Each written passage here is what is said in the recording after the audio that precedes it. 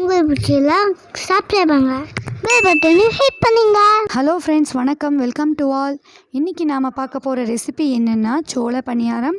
அதுக்கு சூப்பராக ஒரு சைட் டிஷ் பார்க்க போகிறோம். இந்த சைட் டிஷ் ரொம்ப நல்லாயிருக்கும். நான்வெஜ் ஸ்டைலில் வெஜ்ஜு சால்னா. ஃபஸ்ட்டு நாம் சோள பணியாரம் எப்படி செய்கிறதுன்னு பார்க்கலாம். அதுக்கு நான் வெள்ளை சோளம் வாங்கி வச்சுருக்கேன். அது நான் 2 கப் வெள்ளை சோளம் சேர்த்துக்கிறேன்.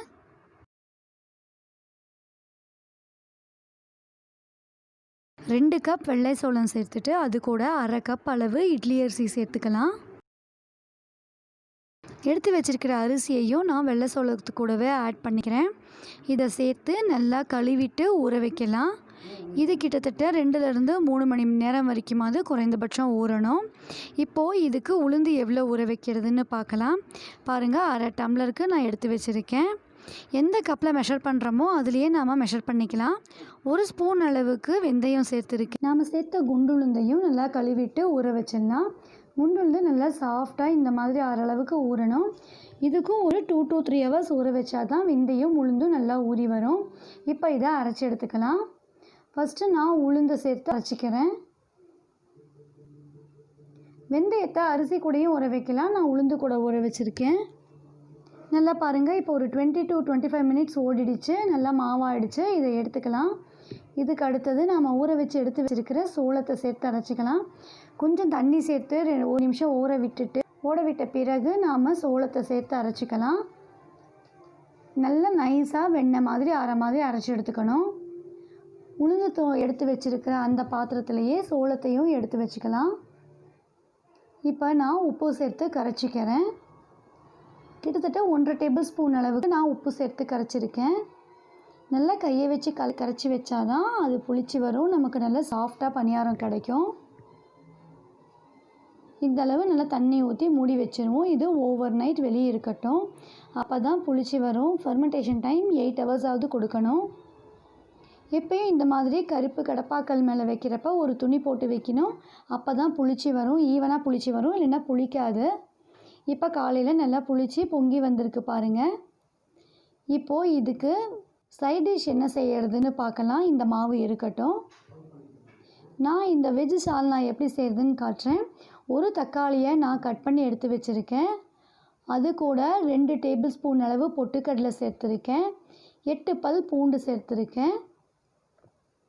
இதை ஃபஸ்ட்டு கொஞ்சமாக தண்ணி சேர்த்து அரைச்சிட்டு வந்துடலாம்.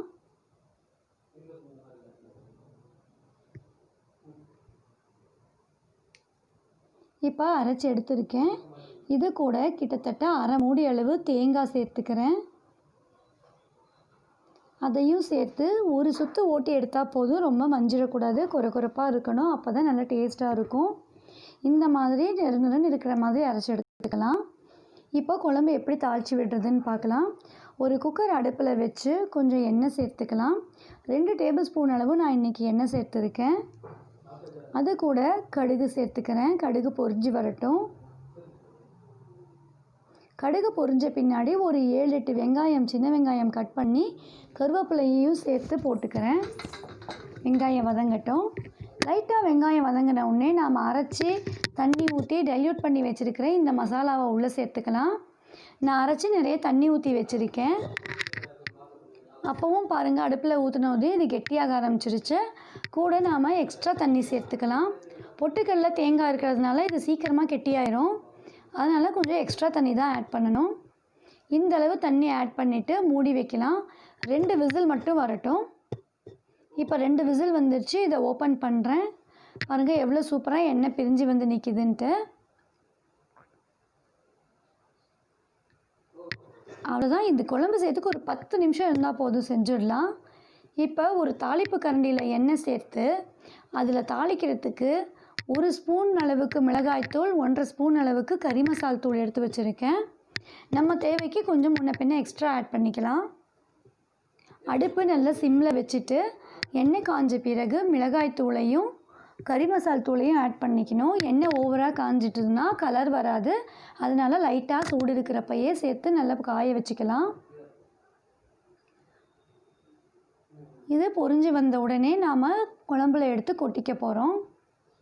கலர் மாறுறதுக்குள்ளே எடுத்து ஊற்றிடணும். ஹை ஃப்ளேம் வச்சோம்னா சீக்கிரம் கலர் மாறிடும். அவ்வளோதான், நம்மளுடைய வெஜ் சால்னா சூப்பராக தயாராகிடுச்சு பாருங்கள். அடுப்பை சிம்மில் வச்சு இதை 1 நிமிஷம் மட்டும் லைட்டாக சூடாக விடலாம், கொதிக்க விட்டுறக்கூடாது. இந்த தாளித்த பாத்திரத்தில் ஒட்டி இருக்கிறதுக்காக நான் அதில் இந்த குழம்பை எடுத்து ஊற்றி க்ளீன் பண்ணி எடுத்து உள்ளே ஊற்றிக்கிறேன்.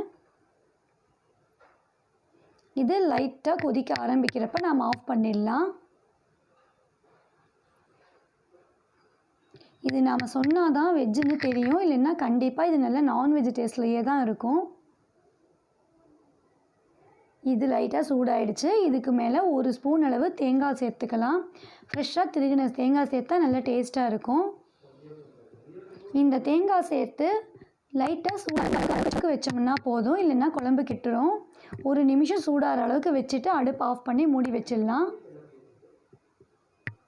பாருங்கள், குழம்பு ரெடி ஆகிடுச்சு. கருவேப்பிலை தூவி விட்டுட்டேன். குழம்பு இறக்கி எடுத்து வச்சிடலாம். அடுத்து இப்போ பணியாரத்துக்கு நாம் எப்படி தாளிக்கிறதுன்னு பார்க்கலாம். அதுக்கு நான் பெரிய வெங்காயம், பச்சை மிளகா, கருவேப்பிலை, கொத்தமல்லி கட் பண்ணி வச்சுருக்கேன். பாதி மாவை எடுத்து வச்சுட்டு பாதி மாவில் நான் இப்போ இதெல்லாம் சேர்த்து கரைக்கிறேன். இந்த வெங்காயம், கருவேப்பிலை, பச்சை மிளகாலாம் சேர்த்து தாளித்து பணியாரம் ஊற்றுறப்ப நல்லா வாசனையாக டேஸ்ட்டாக இருக்கும். இப்போ இதை நல்லா கலந்து விட்டுட்டு இதுக்கு தாளிப்பு செஞ்சிடலாம். இதுக்கு தாளிக்கிறதுக்காக கடுகு, உளுத்தம்பருப்பு, கடலைப்பருப்பு, சீரகம், வரமிளகாலாம் எடுத்து வச்சுருக்கேன். இப்போ இதை சேர்த்து நல்லா வாசனை வர வரைக்கும் தாளித்து கொட்டிக்கலாம். எண்ணெயில் கடுகு, உளுத்தம்பருப்பு சேர்த்து பொரியட்டும். பொரிஞ்ச பிறகு கூடவே வரமிளகாவையும் சேர்த்துக்கலாம். லைட்டாக சூடான உடனே நாம் எடுத்து வச்சுருக்கிற மாவில் இதை சேர்த்துக்கலாம். சைட் பை சைட் பாருங்கள், பனியாரக்கல் நல்லா சூடாகிட்டு இருக்குது. எண்ணெய் சேர்த்து வச்சுருக்கேன். இதை நல்லா கலந்து விட்டுட்டு பனியாரக்கல் சூடான உடனே நாம் பனியாரம் ஊற்றிடலாம். பனியாரக்கல் காஞ்சிருச்சு, நான் பனியாரம் ஊற்றுறேன். இந்த மாதிரி குட்டி குட்டியாக ஊற்றிக்கலாம். ரொம்ப பெருசாக ஊற்றிட்டோம்னா பொங்கி பெருசாகிடுச்சுன்னா நல்லாவே வராது. அதனால் குட்டி குட்டியாக கரெக்டாக சைஸ்க்கு ஊற்றி எடுத்துக்கணும். ஊற்றிட்டு கொஞ்சமாக மேலே எண்ணெய் சேர்த்துக்கலாம். எண்ணெய் சேர்த்துட்டு மூடி வச்சோம்னா சூப்பராக வெந்துடும். பாருங்கள், பார்க்கவே எவ்வளோ கிறிஸ்பியாக சூப்பராக இருக்குது. நல்ல ஆரோக்கியமான ஒரு ஃபுட் இது. கண்டிப்பாக குழந்தைங்களுக்கு இதை இன்ட்ரடியூஸ் பண்ணி கொடுக்கணும். நான் ஃப்ரீக்வெண்ட்டாக இதை செஞ்சிட்டே தான் இருப்பேன். நீங்களும் இந்த மாதிரி ட்ரை பண்ணி பாருங்கள். இது வெறும் பணியாரமே சாப்பிட்லாம், ரொம்ப நல்லாயிருக்கும். ஒரு தேங்காய் சட்னி அரைச்சி இந்த பணியாரம் செஞ்சோம்னா போதும், அவ்வளோ டேஸ்ட்டாக இருக்கும். நல்லா வெந்தயம் சேர்த்து சீரகமெல்லாம் சேர்த்து தாளிக்கிறதுனால நல்லா வாசனையாக சூப்பராக இருக்கும். அவ்வளோதான், நம்மளுடைய சோள பணியாரமும் வெஜ்ஜு சால்னாவும் சூப்பராக தயாராகிடுச்சு. சேலம் சைடில் இது ரொம்ப ஃபேமஸான ஒரு ஃபுட்டு. எல்லா கேட்ரிங்லேயும் இது கண்டிப்பாக கிடைக்கும். ஈவினிங் ஸ்பெஷல் இது. குழந்தைங்க ஸ்கூல் விட்டு வரப்போ ஈவினிங் டிஃபனாக கூட நாம் இதை கொடுக்கலாம். ஈவினிங் ஸ்நாக்ஸாக கொடுக்குறப்ப நல்லா ஒரு ஹெல்த்தியான ஃபுட் கொடுத்த சாட்டிஸ்ஃபேக்ஷன் நமக்கு கிடைக்கும். இந்த பணியாரத்தை திருப்பி போட்டு வெந்த உடனே நாம் அதை எடுத்துடலாம். பாருங்கள், நம்மளுடைய சூப்பரான கிறிஸ்பியான சோள பணியாரமும் வெஜ் சால்னா தேங்காய் சட்னி ரெடி ஆகிடுச்சு. இந்த டிஷ்ஷை நீங்கள் ஒரு தடவை ட்ரை பண்ணி பாருங்கள். உங்களுக்கு எப்படி இருந்ததுன்னு கமெண்ட்ஸ்